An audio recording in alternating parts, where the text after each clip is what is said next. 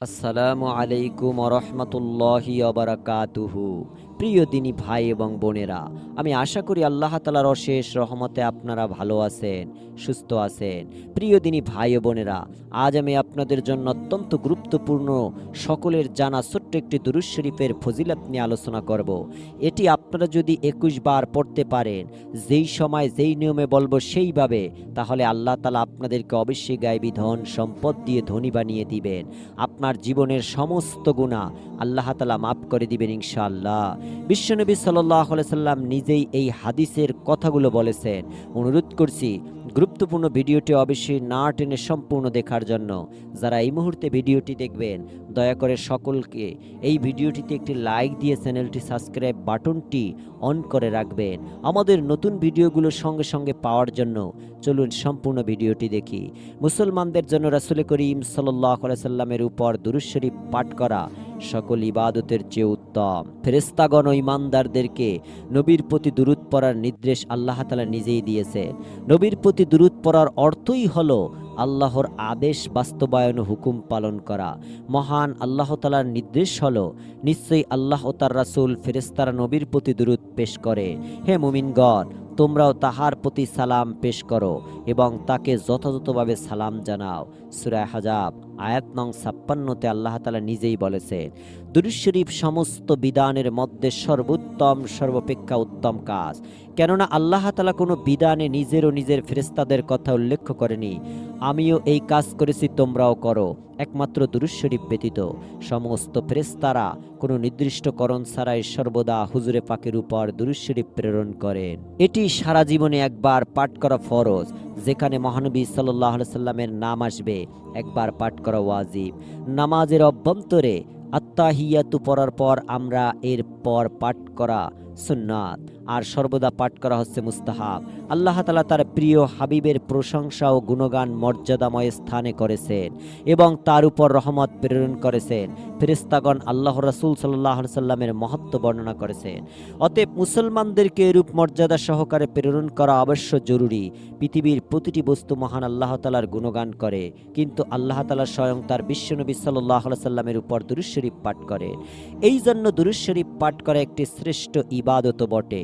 হযরত আব্দুল্লাহ ইবনে আমর আস রাদিয়াল্লাহু তাআলা আনহু হতে বর্ণিত, রাসূলুল্লাহ সাল্লাল্লাহু আলাইহি সাল্লামকে বলতে শুনেছি, যেই ব্যক্তি আমার প্রতি একবার দুরূদ পাঠ করবে, আল্লাহ তার উপর ১০ বার দুরূদ পাঠ করবেন।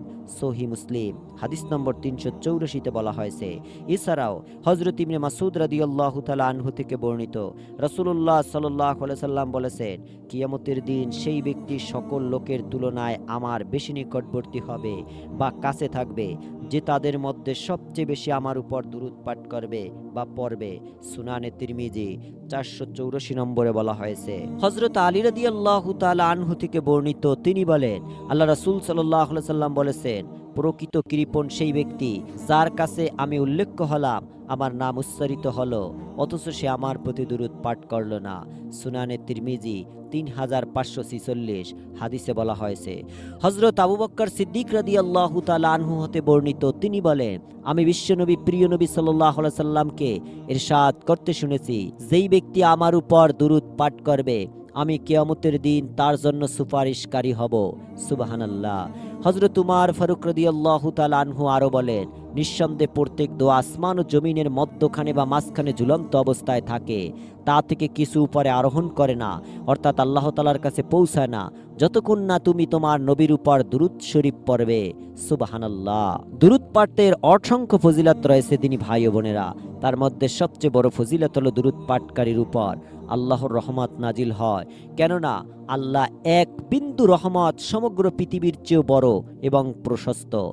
আপনারা যারা আল্লাহ তাআলার রহমত পেতে চান, ধন সম্পদ পেতে চান, কিংবা অভাব অনটন থেকে রক্ষা পেতে চান, বা গায়বী ধন সম্পদ পেতে চান, গুনাহ মাফ করে নিতে চান, তারা অবশ্যই যখনই দোয়া করবেন তখনই বেশি বেশি দুরূদ শরীফ পড়বেন।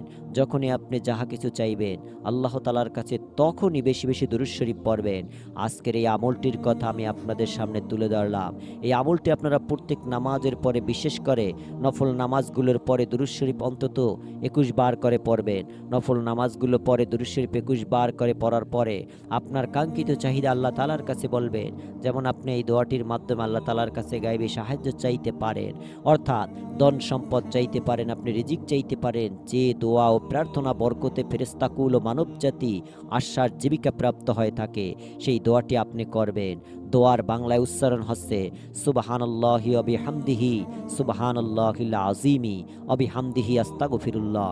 এই দোয়াটি অন্তত কার্যকারী একটি দোয়া।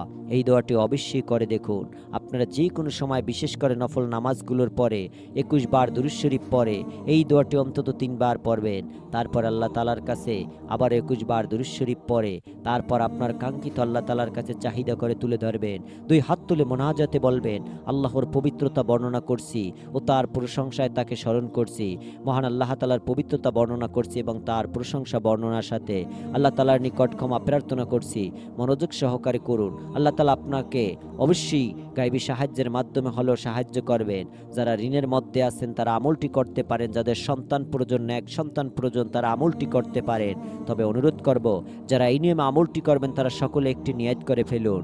ভিডিওটিতে আমিন লিখে কমেন্ট করুন। মহান আল্লাহ তাআলা আমাদেরকে বেশি বেশি দুরূদ এবং ইস্তিগফার পড়ার তৌফিক দান করুন। আমিন।